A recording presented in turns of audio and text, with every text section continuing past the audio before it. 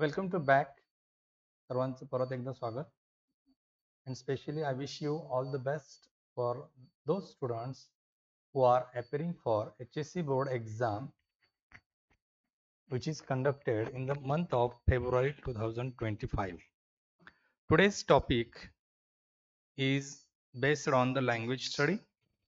From the last few days we have started this online lecture series for those students who have some queries, who have some problems regarding to the content.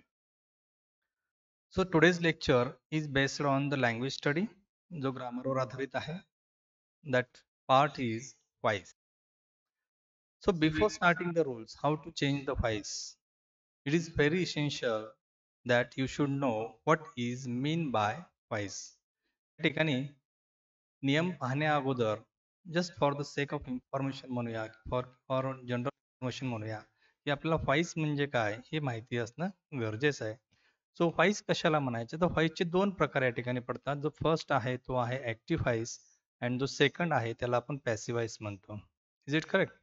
मग active voice म्हणजे काय, passive voice म्हणजे काय, हा प्रश्न आपल्या मनाला कधीतरी पडला पाहिजे किंवा नेमका त्याचा अर्थ तरी माहिती असणं गरजेचं आहे. की ऍक्टिव्ह व्हॉइसला ज्याला आपण कर्तरी प्रयोग असं म्हणतो आणि पॅसिव्ह व्हॉइसला आपण कर्मणी प्रयोग म्हणतो. पण कर्तरी प्रयोग म्हणजे काय, पॅसिव्ह व्हॉइस म्हणजे काय, या गोष्टी या ठिकाणी आपल्याला माहिती असणं गरजेच्या आहेत. So we have to take the information about what is mean by active voice. Active voice कशाला म्हणायचं आहे हे या ठिकाणी आपण थोडीशी माहिती घेऊयात. तर ऍक्टिव्ह व्हॉइस नेमकं काय आहे. ऍक्टिव्ह व्हॉइसला मराठीमध्ये आपण कर्तरी प्रयोग असं म्हणतो. मग कर्तरी प्रयोग म्हणजे नेमकं काय असतं याची माहिती आपल्याला असणं गरजेचं आहे. So the active voice describes a sentence where the subject performs the action. या ठिकाणी दॅट वर्ड किंवा ही जी काही वर्डिंग आहे ती या ठिकाणी महत्वाची आहे. की ऍक्टिव्ह व्हॉइस मध्ये जो सब्जेक्ट आहे, जो कर्ता आहे, तो काहीतरी कृती करत असतो. It follows a clear subject plus verb plus object construction. या ठिकाणी जनरल वाक्यरचना जर बघितली आपण या ऍक्टिव्ह व्हॉइसची, तर S plus P plus O यामध्ये आपल्याला ते वाक्य वेगवेगळ्या काळामध्ये पाहावयास मिळते. ऍक्टिव्ह व्हॉइस म्हणजे काय, तर या ठिकाणी कर्ता हा इम्पॉर्टंट आहे. Subject is important, the main thing, and he was doing something, आणि तो काहीतरी करत असतो. अशा वाक्याला या ठिकाणी आपण कर्तरी प्रयोग असं म्हणतो. Let's take the example. See, the जज punishes the guilty. That is the example. हे एक एक्झाम्पल आहे. यामध्ये आपण जर बघितलं तर ऍक्शन कोणती या ठिकाणी आहे, तर पनिश आहे. ऍक्शन कोणते, पनिशमेंट, शिक्षा देणे. And the subject of that punish is the जज. या जी काही क्रिया घडलेली आहे ती कुणी घडवली आहे, कोण देते पनिशमेंट, तर या ठिकाणी जज देत आहेत. सो जज is important and he was doing something. लक्षात येते ही कन्सेप्ट, की या ठिकाणी वाक्याचा कर्ता काहीतरी करत असतो. मग असं जर वाक्य असेल तर त्या वाक्याला या ठिकाणी आपण ते वाक्य ऍक्टिव्ह व्हॉइस मध्ये आहे, कर्तरी प्रयोगाचं वाक्य आहे असं आपण म्हणू शकतो.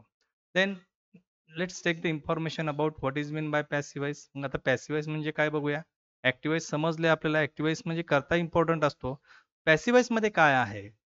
In passive voice verb speaks of its subject of being acted upon or having something done to it.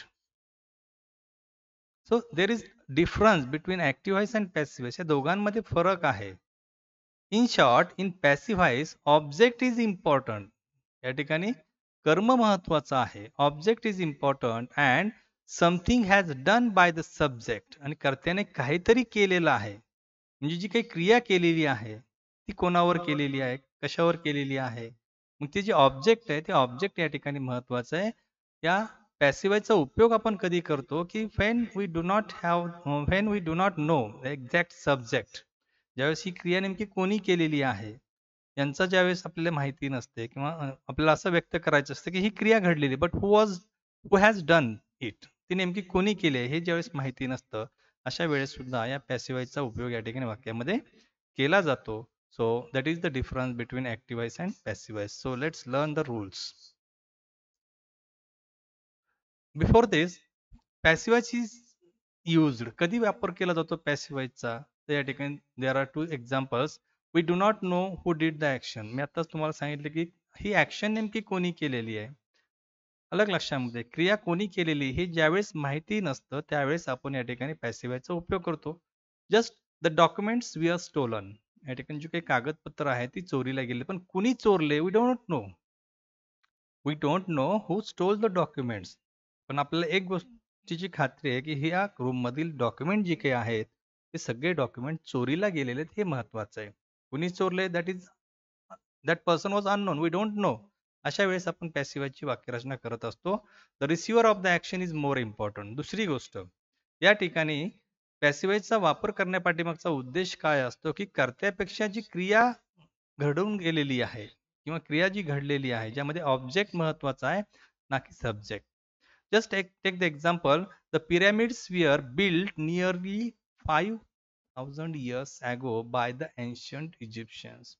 या ठिकाणी महत्व पिरॅमिड्सला दिलंय, कुणी बांधलं हे याला जास्त प्रेफरन्स दिलेला नाही. Pyramids are important which we are built nearly 5000 years ago. ते महत्वाचं आहे. कुणी बांधलेत हे जर आपल्याला प्रेफरन्स करायचं असतं, so we have to convert that sentence into active voice. So या गोष्टी तुम्हाला फॉर द जनरल नॉलेज या ठिकाणी माहिती असणं गरजेचं आहे. Then as I told you in every lectures, we must require some basic knowledge to learn some specific content. कोणताही कंटेंट असू देत, ग्रामरचा, डायरेक्ट स्पीच असू दे, इनडायरेक्ट स्पीच असू देत, किंवा व्हॉइस असू दे, डिग्री असू दे, सो दॅट असू दे, नॉट बट असू दे, whatever it may be. येते लक्षामध्ये? काहीही कंटेंट असू देत, जर या ठिकाणी आपल्याला ते वाक्य पॅसिव्हाइज मध्ये कन्वर्ट करायचं असेल किंवा ते दिलेल्या सूचनेनुसार ते वाक्य कन्वर्ट करायचं असेल तर we need some basic knowledge. आपल्याला काही मूलभूत गोष्टी या ठिकाणी माहिती असणं गरजेचं आहे. बेसिक नॉलेज या ठिकाणी असणं गरजेचं आहे. थोडक्यात सांगायचं म्हटलं तर चेंज व्हॉइस करण्यासाठी first thing that you should know that you must identify the subject, verb and object. दिलेल्या वाक्यामध्ये, दिलेल्या विधानामध्ये सब्जेक्ट कोण आहे, क्रियापद कोणतं आहे आणि ऑब्जेक्ट कोणतं आहे या गोष्टी तुम्ही आयडेंटिफाय करू शकतात. There are few students who are not able to identify the object correctly. आपल्यापैकी बहुतांशी विद्यार्थी असे आहेत की त्यांना ऑब्जेक्ट या ठिकाणी आयडेंटिफाय करता येत नाही. If the sentence was larger more than 3 words. जर एखाद्या वाक्यामध्ये 3 शब्दापेक्षा जास्त अक्षर असतील, वर्ड्स असतील, तर अशा वेळेस नेमकं ऑब्जेक्ट कोणतं आहे हे बऱ्याच विद्यार्थ्यांना समजत नाही. मग अशा वेळेस काय करायचं? There was the trick. One trick आहे, you can ask the question to the verb. आलं लक्षामध्ये? ह्या जो काही क्वेश्चन या वाक्यामध्ये जे काही वर्ब आहे, दिलेल्या वाक्यामध्ये वर्ब आहे, त्या वर्बला प्रश्न विचारायचा. काय प्रश्न विचारायचा? पहिला विचारायचा व्हॉटने. If you get the answer that is the object. जर व्हॉटने उत्तर मिळत नसेल then you can ask by using the whom. So Mister Jadhav teaches. What Mister Jadhav teaches. What Mister Jadhav teaches. आलं लक्षामध्ये?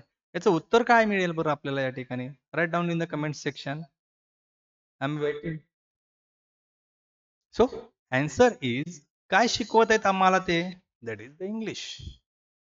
The first answer you will get that what teaches, काय शिकवतात? English. So that is your object. Is it okay? Here English is direct object. बऱ्याच वेळेस वाक्यामध्ये 2-2 object असतात काही वेळेस, बरोबर आहे? काही वेळेस डायरेक्ट ऑब्जेक्ट असतं, काही वेळेस इनडायरेक्ट ऑब्जेक्ट असतं. So that is depend on the sentence. हुमचा प्रश्न विचारूया की whom Mister Jadhav teaches English. Whom Mister Jadhav teaches. Jadhav कोणाला शिकवतात? The answer is us. Am I right? कोणाला शिकवतात? आम्हाला शिकवतात. सो या वाक्यामध्ये 2 ऑब्जेक्ट आहेत. पहिलं जो अस आहे ते इनडायरेक्ट ऑब्जेक्ट आणि दुसरं जे आहे ते इंग्लिश जे आहे ते डायरेक्ट ऑब्जेक्ट. लक्षात आलं कशा पद्धतीने आपल्याला या ठिकाणी ऑब्जेक्ट शोधायचे आहे? What and whom. These are the 2 WH questions that we need to ask to the main verb, action verb. या वाक्यामध्ये ऍक्शन वर्डला ही प्रश्न विचारल्यानंतर जे उत्तर मिळेल ते आपलं ऑब्जेक्ट असेल.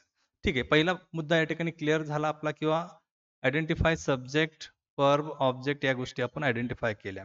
सेकंड इम्पॉर्टंट थिंग काय आहे या ठिकाणी की there are 4 aspects of the tense. आपले जे काळ आहेत, मेजर काळ किती आहेत?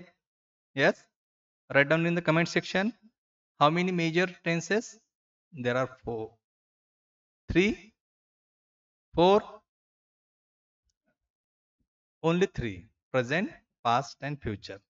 पण या 3 काळाला, प्रत्येक काळाला 4 ऍस्पेक्ट्स आहेत, सब टाइप्स आहेत. ते ऍस्पेक्ट्स आपल्याला माहिती असणं गरजेचे आहे. Those who are not able to identify this tense, there are 2 videos based on the tense. First part and second part असे 2 व्हिडिओ या ठिकाणी आपल्या चॅनलवरती आहेत. You can go there and check and to increase your knowledge about the tense.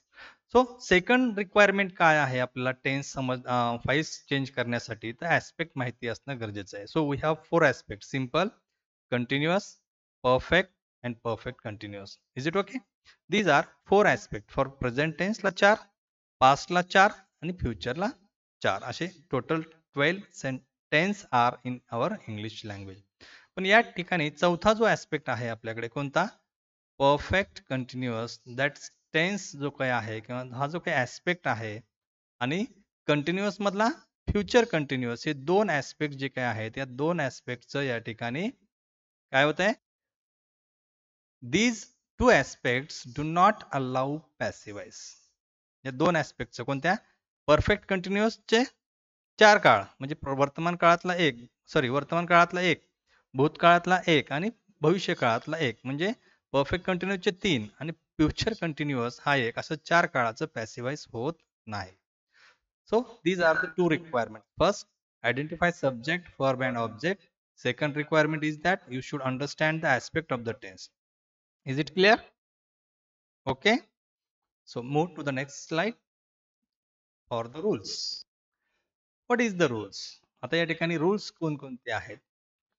The rules we have to see as per the aspect. या ठिकाणी जो काही आपले ऍस्पेक्ट्स आहेत, त्या ऍस्पेक्टच्या नुसार आपल्याला या ठिकाणी हे रूल्स काय करायचे आहेत? पाहायचे आहेत.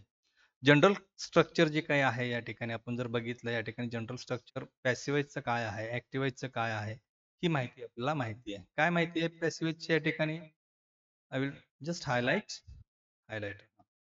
या ठिकाणी subject, verb and object. S plus P आणि plus O. That is the general structure of ऍक्टिव्हाइजची मी तुम्हाला सांगितले की ऍक्टिव्हाइज मध्ये वाक्य कशा पद्धतीचं असतं? तर सब्जेक्ट, वर्ब आणि ऑब्जेक्ट या पद्धतीचं हे वाक्य असतं. आणि पॅसिव्हाइजची जर वाक्यरचना बघितली या ठिकाणी आपण, तर या ठिकाणी पॅसिव्हाइज मध्ये, एक minute, I will remove this. Yes, that is highlighted, so it takes long. Okay, हा काय या ठिकाणी आता S plus V plus O ही ऍक्टिव्हाइजची वाक्यरचना आहे, कर्तरी प्रयोगाची वाक्यरचना आहे. मग पॅसिव्हाइज मध्ये ज्यावेळेस वाक्य रूपांतर करतो त्यावेळेस ही जी काही वाक्यरचना आहे आपल्याकडे कोणती? S plus V plus O ही वाक्यरचना कशा पद्धतीने कन्वर्ट होते? Object comes to the first, बरोबर आहे, ऑब्जेक्ट सुरुवातीला येतं, त्यानंतर बीई किंवा आपण याला एच व्ही असं म्हणू शकतो, हेल्पिंग वर्ब. लक्षात आलं? Helping verb. Then after helping verb we need past participle of main verb. लक्षात ठेवा, पॅसिव्हाइज मध्ये वाक्य कोणत्याही ऍस्पेक्टचं जरी असलं, कंटिन्युअस, परफेक्ट किंवा सिम्पल, तरी सुद्धा पॅसिव्हाइज मधील ऍक्शन वर्ड जो काही आहे, क्रियापद जे काही आहे, ते कायमस्वरूपी तिसऱ्या रूपामध्येच वापरलं जातं. And then by plus object plus subject. या ठिकाणी ओ झालेला आहे, पण या ठिकाणी काय आहे? एस आहे, बरोबर आहे. म्हणजे जनरल वाक्यरचना काय झाली आपली की ऑब्जेक्ट सुरुवातीला घेतलं, then we took be means सहाय्यकारी क्रियापद आहे, नंतर present past participle of main verb. जर पास्ट पार्टिसिपल नंतर काही वाक्यामध्ये उर्वरित शब्द असतील अलग लक्षामध्ये, ते तुम्ही घेऊ शकता. And at the end by plus subject. या पद्धतीने आपण पॅसिव्हाइजची जनरल वाक्यरचना या ठिकाणी पाहिलेली आहे. मग आता ऍस्पेक्ट नुसार वाक्यरचना बघूया आपण की काय. त्या ठिकाणी जर चेंजेस जर बघितलं, 2 आपल्याकडे वाक्यरचना आहेत तुमच्या समोर, S plus V plus O, यांच्यामध्ये काय बदल झालेले आहेत?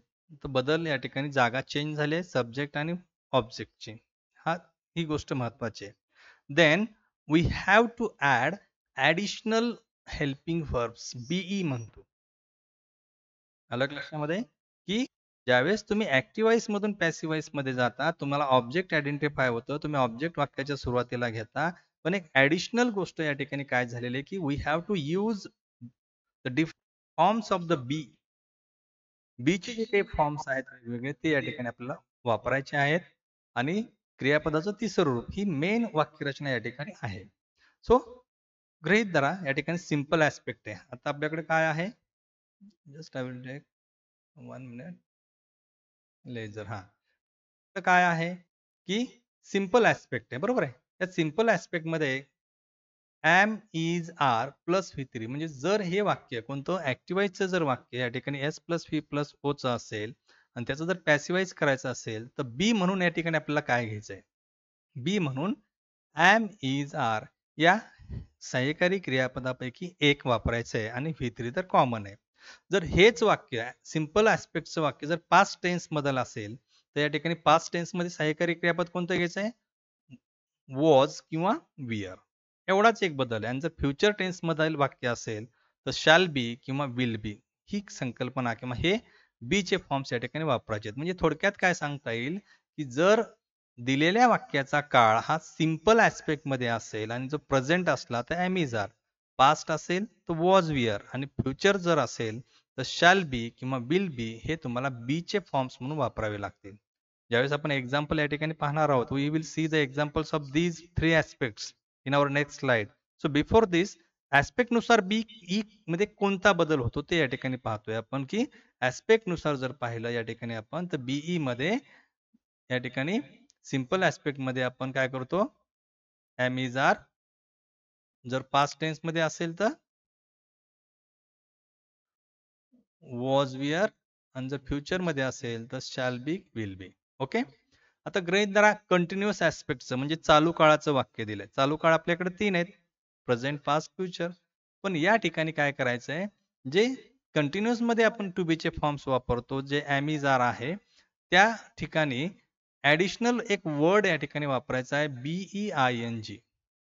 जर दिलेल्या वाक्याचा काळ हा कंटिन्युअस ऍस्पेक्ट असेल तर we have to use being additional word with helping verbs. त्या वाक्यामध्ये ऑलरेडी हेल्पिंग व्हर्ब असतं.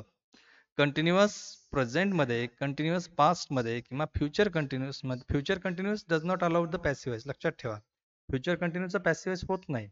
पण या ठिकाणी पास्ट आणि प्रेझेंट या दोन कंटिन्युअस टेन्सचं पॅसिव्हाइज होतं आणि पॅसिव्हाइज करत असताना काय करायचं की जे हेल्पिंग व्हर्ब त्या ठिकाणी आहे, प्रेझेंट मध्ये एम इज आर पैकी एक असेल, पास्ट मध्ये वॉज विअर पैकी एक असेल, या सोबत बीइंग हा शब्द तुम्हाला ऍड करायचा आहे, be I N G present आणि पास्ट मध्ये आणि P three. So that is the forms of be that we have to use in continuous aspect.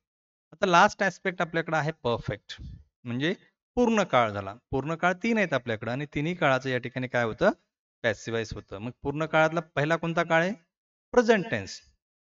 या प्रेझेंट टेन्स मध्ये जर तुम्ही वाक्यरचना अभ्यासलेली असेल किंवा तुम्हाला जर वाक्यरचना माहित असेल तर हॅव हॅज ऑलरेडी त्या ठिकाणी असतं.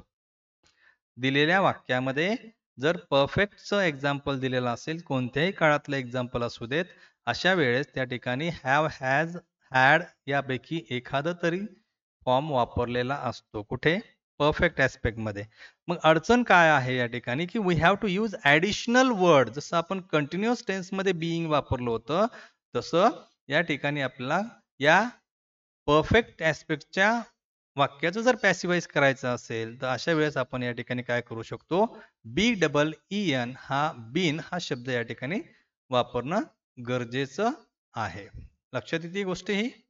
सो या हॅव हॅज हॅड सोबत we have to which word we have to add, we have to use been in perfect aspect. Just या ठिकाणी परत बीन राहिलेला आहे, हॅव हॅज प्लस बीन. इथं पण बीन आहे, there is the print mistake. So we can use been. Is it okay? Continuous मध्ये being हा वर्ड ऍड करायचा आहे, परफेक्ट मध्ये been हा वर्ड ऍड करायचा आहे. सो आणि जो लास्ट ऍस्पेक्ट आहे परफेक्ट कंटिन्युअस, याचं मी तुम्हाला सांगितलं की पॅसिव्हाइज होत नाही. फक्त 3च ऍस्पेक्ट आहेत, सिंपल, कंटिन्युअस आणि perfect. So at the initial stage I told you we need some basic information, जी तुम्हाला मी सांगितली होती. कोणती, identify the subject verb object. Second thing, identify the aspect. कारण ऍस्पेक्ट जर ओळखला तर तुम्हाला व्हॉइस खूप सोपं जातं. कारण या ठिकाणी जर बघितलं की जर सिंपल ऍस्पेक्ट असेल तर आपण काय करू शकतो किंवा कोणता फॉर्म्स टू बीचा, म्हणजे या ठिकाणी ऍक्टिव्ह वॉइस आणि पॅसिव्ह वॉइसच्या वाक्यरचनेमध्ये जर बघितलं तर ओनली चेंज इन बीई, हे जे काही आपण सहाय्यकारी क्रियापद वापरतो त्यामध्ये बदल होतोय. You will understand. Let's see the next slide. Before this, या ठिकाणी अजून एक गोष्ट या ठिकाणी सांगावीशी वाटते की ज्यावेळेस सब्जेक्ट, एखाद्या वाक्याचा सब्जेक्ट म्हणजे ऍक्टिव्ह वॉइस मधील एखाद्या वाक्याचा सब्जेक्ट ज्यावेळेस हा पर्सनल प्रोनाउन असतो, अलग लक्षामध्ये, आणि ज्यावेळेस त्याची जागा बदलते म्हणजे तो कर्माच्या ठिकाणी जातो, सब्जेक्ट कुठं जातं, शेवटी जातं म्हणजे कर्माच्या ठिकाणी जातं, त्यावेळेस हे जे काही आपले पर्सनल प्रोनाउन्स आहेत जे नॉमिनेटिव्ह केसमध्ये आहेत आणि जे वाक्याचा कर्ता म्हणून वापरलेले आहेत त्यांचं रूपांतर कशामध्ये होतं, ऑब्जेक्टिव्ह केसमध्ये होतं. म्हणजे दिलेल्या सर्वनामाची आपल्याला काय करावं लागतं, ऑब्जेक्टिव्ह केस वापरावी लागते. म्हणजे आयचं मी झालं, वीचं अस, यूचं यू, हिचं हिम, शीचं हर, इटचं इट आणि देचं देम. हा एक छोटासा बदल तुम्ही लक्षात ठेवणं गरजेचं आहे. नाव सी. आता सिंपल ऍस्पेक्ट जो काही आहे त्या सिंपल ऍस्पेक्टचे आपण काय करूया, एक्झाम्पल्स पाहूया. 3 एक्झाम्पल्स घेतलेले आहेत या ठिकाणी. आणि पॅसिव्हची स्ट्रक्चर मी सांगितलं. काय स्ट्रक्चर आहे पॅसिव्हचं, की ऑब्जेक्ट सुरुवातीला घ्यायचा आहे. आलं लक्षामध्ये, कोणत्याही वाक्याचा काळ असू दे, वाक्याचा प्रकार, कोणत्याही वाक्याचा टेन्स, कोणताही ऍस्पेक्ट जरी असला तरी ऑब्जेक्ट आपण इनिशियलला घेतो, सुरुवातीला घेतो. आता या ठिकाणी कोणत्या ऍस्पेक्टचा अभ्यास करतोय आपण, सिंपल म्हणजे पहिला काळ आहे. मग सिंपल ऍस्पेक्ट मध्ये वर्तमान काळात काय करतो आपण, सहाय्यकारी क्रियापद एम इज आर, भूतकाळामध्ये वॉज विअर आणि भविष्य काळामध्ये shall be will be. That's it. So she gives them the keys. She gives them the keys हा जो काही वाक्य आहे हे कोणत्या काळामध्ये, write down in the comment section. I am waiting for your answer. She gives them the keys या वाक्याचा काळ कोणता आहे, सिंपल ऍस्पेक्ट आहे. Is it correct? Simple aspect मध्ये कोणता काळ आहे, येस, प्रेझेंट टेन्स आहे. या ठिकाणी गिव्ज आहे, V1 वापरलेला आहे. ठीक आहे, या ठिकाणी आपण ऑब्जेक्ट आयडेंटिफाय केलं. काय केलं, 2 ऑब्जेक्ट आहेत या ठिकाणी. व्हॉट गिव्ज, काय दिलं, द कीज, हे एक उत्तर आपल्याकडे आहे. हुम गिव्ज, कोणाला दिल्या, them. So there are 2 examples. कोणतंही या ठिकाणी आपण जर घेतलं तरी काही फरक पडत नाही. कुणी डायरेक्ट ऑब्जेक्ट वापरा, कुणी इनडायरेक्ट वापरा, there is no change. Okay. Now आता हे देम हे आपण इनडायरेक्ट ऑब्जेक्ट सब्जेक्ट म्हणून जर घेतलं तर या ठिकाणी काय झालं, देमचं दे झालं. वाक्याचा प्रकार कोणता आहे, ऍस्पेक्ट कोणता आहे, सिंपल प्रेझेंट आहे म्हणून एम इज आर पैकी एक, दे आर. या ऍक्शन वर्डचं तिसरं रूप past participle given, they are given. Remaining part of the sentence या ठिकाणी काय राहिलेला आहे, द कीज बाय हर, शीचं हर. लेट्स सी, जर आपण या ठिकाणी द कीज हे ऑब्जेक्ट ग्राह्य धरलं, शी गिव्ज द कीज, तिने ती चाव्या देते, असं आहे, असं आपण गृहीत धरूया. मग काय होईल या ठिकाणी, द कीज आर गिव्हन, बरोबर आहे, keys are given by her. पण ऑलरेडी या ठिकाणी आपल्याकडे इनडायरेक्ट ऑब्जेक्ट आहे. मग ते कनेक्ट करण्यासाठी आपण काय करू शकतो, टू ह्या शब्दाचा वापर करू शकतो. The keys are given to them by her. Is it okay? Yes. Now second sentence बघूया आपण या ठिकाणी. शी gave them the keys. Aspect फक्त बदललेला नाही, ऍस्पेक्ट कॉमन आहे, काळ चेंज करतोय. सेम सेंटेन्स आहे, या ठिकाणी V2 आहे. म्हणजे या ठिकाणी कोणतं V2 म्हणजे काय, simple past. I request again you, those students who don't understand the tense, ज्या विद्यार्थ्यांना टेन्स अजूनही काही आयडेंटिफाय करता येत नाहीत ते गो टू द आपली जी काही युट्यूबचं चॅनल आहे त्या युट्यूबच्या चॅनल टेन्स म्हणून पार्ट फर्स्ट आणि पार्ट 2 असे 2 व्हिडिओज या ठिकाणी आहेत विथ मराठी एक्सप्लेनेशन. या ठिकाणी मराठीमध्ये त्याचं स्पष्टीकरण सुद्धा दिलेलं आहे. You can go there and check it out. So she gave them the keys, she gave them the keys. कोणता काळ आहे, V2 आहे, सिंपल पास्ट आहे. मग सिंपल पास्ट मध्ये काय सांगितलं मी तुम्हाला, की सिंपल पास्ट मध्ये तुम्हाला फक्त काय करायचंय, वॉज किंवा विअर एवढंच सहाय्यकारी क्रियापद चेंज करायचं ऍज पर द सब्जेक्ट. एक वचनी असेल तर वॉज, अनेक वचनी असेल तर were. Is it clear? Now subject सुरुवातीला घेतलं बघा, या ठिकाणी दोन्ही वाक्याची तुलना करा. You can take the screenshot of this to better understanding. Now we took the subject, indirect subject घेऊया दे. आता दे साठी सिंपल पास्ट मध्ये वॉज किंवा विअर, दे प्लुरल आहे म्हणून were, they were given the keys by her. Now take the direct object, या ठिकाणी direct object घेऊया. द कीज प्लुरल आहे, विअर घेतलं, the keys were given to them by her. Is it clear? Now last aspect, sorry last simple aspect जो काही आहे तो future आहे, बरोबर आहे. फ्युचर मध्ये शाल विल ऑलरेडी असतं, लक्षात ठेवा. फ्युचर मध्ये शाल किंवा विल ते वाक्य कोणत्याही काळाचं असू देत, बेस जो आहे तो या ठिकाणी असणार आहे विल किंवा शाल. मग या ठिकाणी ऍस्पेक्ट कोणता आहे? सिंपल आहे का? सिंपल आहे. Shall will plus V1. या ठिकाणी जर वाक्यरचना बघितली या ठिकाणी तर V1 वापरलेलं आहे, शाल किंवा विलच्या नंतर V1 वापरलेलं आहे, म्हणजे हे वाक्य सिंपल प्रेझेंट टेन्स आहे. मग काय करायचंय? Just you have to add be. काय करायचंय? हा वर्ड या ठिकाणी ऍड करायचा. कुठे? सिंपल फ्युचर मध्ये. सेम एक्झाम्पल, सब्जेक्ट या ठिकाणी आपण आयडेंटिफाय केलेला, ऑब्जेक्ट आयडेंटिफाय केलंय. ऑब्जेक्ट सुरुवातीला आपण दे घेऊया, देम घेऊया, देमचं दे झालं. They will, which word we have added? Be given the keys by her. Then take the objective, direct objective घ्या या ठिकाणी. The keys will be given to them by her. Do you understand? समजतंय? जर समजत असेल तर लाईकचं button press करायला काही अडचण नाही. I will make so many videos for you which helps you to understand that particular part of the grammar. Okay, move to the next slide. Now we are here continuous aspect कडे आपण आलेलो आहोत. एखाद्या वाक्याचा काळ जर continuous aspect असेल म्हणजे चालू काळ असेल तर काय करायचं? चालू काळ असेल तर काय करायचं? या ठिकाणी की ऑब्जेक्टची आतला बदल करतो हे माहिती आहे, बरोबर आहे. आता या ठिकाणी am, is, are, was, were या गोष्टी या ठिकाणी आपण त्या काळामध्ये असतात, बरोबर आहे. मग फक्त एक वर्ड ऍड करायचा जो या ठिकाणी येलो मध्ये हायलाइट केलेला आहे. कंटिन्युअस ऍस्पेक्ट मध्ये बीइंग हा शब्द ऍड करायचा आहे. Same sentence is given there, या ठिकाणी सेम सेंटेन्स घेतलेले, वी डोंट चेंज. अलग लक्षामध्ये, she is giving them the keys, we have just change the tense. मागील जे एक्झाम्पल बघितले आपण सिंपल मध्ये तेच वाक्य आहे, फक्त काळ बदललेला आहे. मी वाक्य बदललेलं नाही. का बदललं नाही? For your better understanding.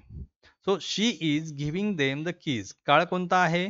Is giving आहे, V4 वापरलेला आहे. या ठिकाणी लक्षात ठेवा की जर एखाद्या वाक्यामध्ये ऍक्शन वर्डचं चौथं रूप वापरलेलं असेल म्हणजे प्रेझेंट पार्टिसिपलचं रूप वापरलेलं असेल तर त्या वाक्यामध्ये काय करावं लागतं आपल्याला की V4 असणं गरजेचं असतं, म्हणजे ING फॉर्म म्हणतो आपण त्याला. या ठिकाणी ING फॉर्म आहे, या ठिकाणी गिव्हिंग आहे म्हणजे, आणि सोबत काय एम, इज, आर पैकी एक आहे म्हणजे हा प्रेझेंट आहे, आणि या ठिकाणी वॉज, विअर पैकी एक आहे म्हणजे हा पास्ट आहे. आलं लक्षामध्ये? फ्युचरचं या ठिकाणी आपल्याला बघण्याची गरज नाही. फ्युचर कंटिन्युअसचं या ठिकाणी आपल्याला पॅसिवाइज करायची गरज पडत नाही. सो सेम एक्झाम्पल, करता कोण आहेत आपल्याकडं? शी आहे, कर्म दोन आहेत, देम एक आहे आणि द कीज आहे. Is it okay? So they are being given the keys by हर. काय केलं आपण? सुरुवातीला देम ऍज अ सब्जेक्ट म्हणून वापर केला, त्यानंतर एम, इज, आर पैकी एक, आणि नंतर विच वर्ड ऍडेड दिअर? या ठिकाणी V4 आहे, कंटिन्युअस ऍस्पेक्ट आहे म्हणून या ठिकाणी बीइंग हा शब्द आपण ऍड केला. क्रियापदाचं तिसरं रूप, remaining part of the sentence आणि बाय प्लस सब्जेक्ट, बरोबर. वाक्य काय तयार झालं? They are being given the keys by her. Again same example, या ठिकाणी आपण डायरेक्ट ऑब्जेक्ट घेऊया. The keys, am, is, are पैकी एक, are, which word added? Being given to them by her. Is it okay? That is about present continuous. आता past continuous कडे जाऊया. Past continuous मध्ये she was giving them the keys, बरोबर आहे. मग या ठिकाणी काय होईल? She was giving them the keys मध्ये काळ कोणता आहे? पास्ट कंटिन्युअस आहे. सब्जेक्ट माहिती, ऑब्जेक्ट माहिती आहे. या ठिकाणी आपल्याला दोन ऑब्जेक्ट आहेत, एक डायरेक्ट आहे, इनडायरेक्ट आहे. इनडायरेक्ट ऑब्जेक्ट घेतलं दे, एम, इज, आर पैकी एक, वॉज, विअर पैकी एक, सब्जेक्ट प्लुरल आहे. या ठिकाणी शी वॉज होतं परंतु इथं दे विअर झाले. का झालंय? शी एकवचनी आहे, सिंग्युलर आहे, परंतु दे प्लुरल आहे म्हणून विअर घेतलं. They were being given the keys by her. And then direct object घेऊया. The keys were being given to them by her. Keys plural आहे म्हणून या ठिकाणी वेअर वापरलं आणि कंटिन्युअस ऍस्पेक्ट आहे म्हणून BEING हा शब्द या ठिकाणी आपण ऍड केलेला आहे. समजलंय? लास्ट ऍस्पेक्ट कडे जाऊया आपण. परफेक्ट ऍस्पेक्ट आहे आपल्याकडे. परफेक्ट ऍस्पेक्ट म्हणजे काय? की ज्यामध्ये टू हॅवचा फॉर्म वापरलेला असतो, कोणताही काळ असू देत. टू हॅवचे 3 फॉर्म्स आपल्याकडे आहेत, हॅव, हॅज आणि हॅड. बरोबर आहे. मग वर्तमान काळात हॅव हॅज वापरतात, भूतकाळामध्ये हॅड वापरतो आणि फ्युचरमध्ये हॅव वापरतो विथ विल किंवा शॅल. आता या काळाचं ज्यावेळेस वाईस चेंज करणार आहात तेही खूप सोपं आहे. जर एखाद्या वाक्याचा काळ हा परफेक्ट ऍस्पेक्ट असेल किंवा एखाद्या वाक्याचा असं वाक्य आहे की ज्या वाक्यामध्ये टू हॅवचे सहाय्यकारी क्रियापद वापरलेलं दिसलं तुम्हाला, त्यावेळेस समजायचं की हा परफेक्ट ऍस्पेक्ट आहे. आणि जर परफेक्ट ऍस्पेक्ट असेल तर जसं आपण कंटिन्युअस मध्ये BEING वापरत होतो तसं या ठिकाणी बीन हा शब्द ऍड करायचा आहे फक्त. Additional been. वाक्य तेच आहे. I have change the tense. She has given them the keys. She has given them the keys या ठिकाणी हॅव हॅज पैकी एक आहे आणि V3 वापरलेलं आहे. म्हणजे या ठिकाणी जो ऍस्पेक्ट आहे तो कोणता आहे? परफेक्टचा आहे. परफेक्टचं वैशिष्ट्य काय आहे की to have plus V3 that is the structure. कोणतं? To have plus V3 that is the structure of perfect aspect. लक्षात आलं? मग जर अशा वाक्याचं तुम्हाला पॅसिवाइज करायची वेळ आली तर फक्त बीन हा शब्द या ठिकाणी ऍडिशनली वापरायचा आहे. आता या वाक्यामध्ये तुम्हाला ऑब्जेक्ट माहीत झाले, कारण आता जवळपास 6वं सेंटेन्स आहे हे. देम आणि द कीज हे 2 ऑब्जेक्ट आहेत. देम इनडायरेक्ट ऑब्जेक्ट आहे, द कीज डायरेक्ट ऑब्जेक्ट आहे. दोन्ही आपण या ठिकाणी घेऊया. दे घेतलं, दे अनेक वचनी आहे म्हणून आता टू हॅवचं कोणतं रूप वापरावं लागेल? Have. They have, which word we have to add? Been. तिसरं रूप given the keys by her. Same direct object घेऊया. The keys have been given to them by her. So this is about present. आता past perfect मध्ये काय आहे की एकच आपल्याकडे आहे. कोणतं? हॅड. पास्ट मध्ये टू हॅवचं एकच रूप वापरतात, हॅड. सिंग्युलर साठी असू दे किंवा प्लुरल साठी असू दे एकच आहे. म्हणजे या ठिकाणी काही चेंजेस होत नाहीत. मग she had given them the keys हे वाक्य आपल्याकडे आहे. मग या वाक्यामध्ये आपल्याला ऑब्जेक्ट माहिती आहे, देम आणि द कीज. सुरुवातीला देम घेऊया in the form of subject, तर त्याचं दे झालं. ऍडला had, which word we have to add? Been. V3 given, remaining part of the sentence the keys by her. Again या ठिकाणी तुम्ही डायरेक्ट ऑब्जेक्ट घेतलं तर हे वाक्य या पद्धतीनं होईल. चला, शेवटचा वाक्याचा घटक आहे तो म्हणजे परफेक्ट. परफेक्ट मध्ये कोणता? फ्युचर आहे. फ्युचर परफेक्टचं जर वाक्य आलं तर काय करायचं? सो फ्युचर परफेक्ट मध्ये मी तुम्हाला सांगितलं की टू हॅवचं हॅव हे फॉर्म वापरला जातो विथ शॅल किंवा विल सोबत. मग या ठिकाणी हॅवच्या नंतर फक्त ऍडिशनल एक वर्ड वापरायचा जो आपल्याला या ठिकाणी परफेक्ट मध्ये वापरतो तो म्हणजे कोणता? BEEN. She will have given them the keys हे वाक्याचं आहे आपल्याकडे. आता या वाक्याचं पॅसिवाइज करायचंय. या ठिकाणी आपण सब्जेक्ट, वर्ब, ऑब्जेक्ट आयडेंटिफाय केलेलं आहे. या ठिकाणी देम आणि द कीज हे 2 ऑब्जेक्ट आहेत. देम इनडायरेक्ट ऑब्जेक्ट घेऊया. दे विल हॅव बीन हा शब्द ऍड केला, given the keys by her. आणि जो लास्ट आहे ऑब्जेक्ट आपण डायरेक्ट घेऊया, डायरेक्ट ऑब्जेक्ट घेऊया. The keys will have been given to them by. So in this way you have to change the voice of assertive sentence. विधानार्थी वाक्याचा voice या पद्धतीने तुम्हाला चेंज करायचा आहे. आपल्याकडं 4 ऍस्पेक्ट आहेत प्रत्येक काळाचे. चौथ्या ऍस्पेक्टचं म्हणजे परफेक्ट कंटिन्युअस टेन्सचं पॅसिवाइज होत नाही. फ्युचर कंटिन्युअसचं एक पॅसिवाइज होत नाही. राहिले किती? सिम्पलचे 3 ऍस्पेक्ट, कंटिन्युअसचे 2 ऍस्पेक्ट आणि परफेक्टचे 3. सो 3, 3, 2 म्हणजे नियर अबाउट 3 आणि 3 6 आणि 2 8 काळाचं या ठिकाणी आपण पॅसिवाइज कसं करायचं हे तुम्हाला मी या ठिकाणी सांगितलेलं आहे. द लास्ट येस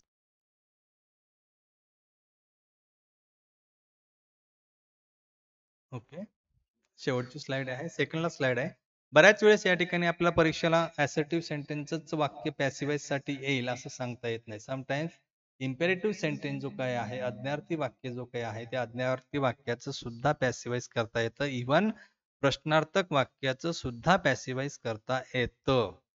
पण परीक्षेला आपण या ठिकाणी असर्टिव्ह सेंटेन्सेस वाक्याच्या प्रकारचे पॅसिवाइज पाहिलं असेल, समटाइम्स इम्पेरेटिव्हचं पाहिलं असेल.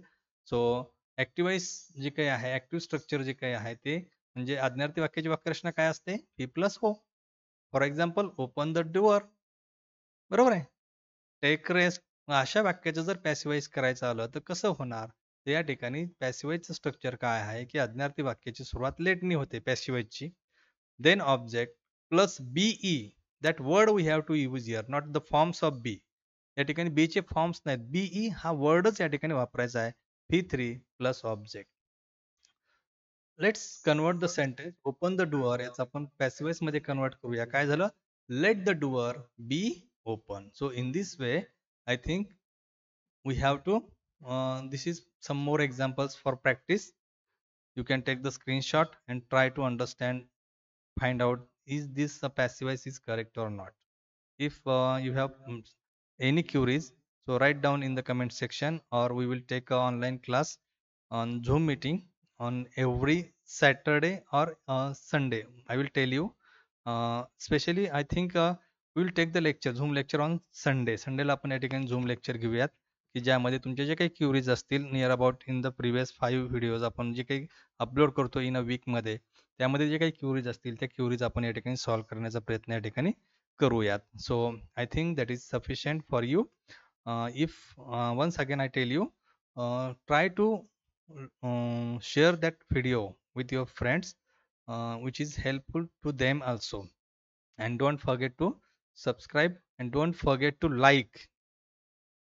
press the like button. So I think we have to stop here. We will meet in another video with new content, with new काय म्हणतो आपण त्याला, एक नवीन विषय घेऊन, नवीन कंटेंट घेऊन, नव्या उत्साहाने या ठिकाणी आपण परत एकदा भेटूया. परंतु लाईक आणि सबस्क्राईब करायला विसरू नका. Thank you very much.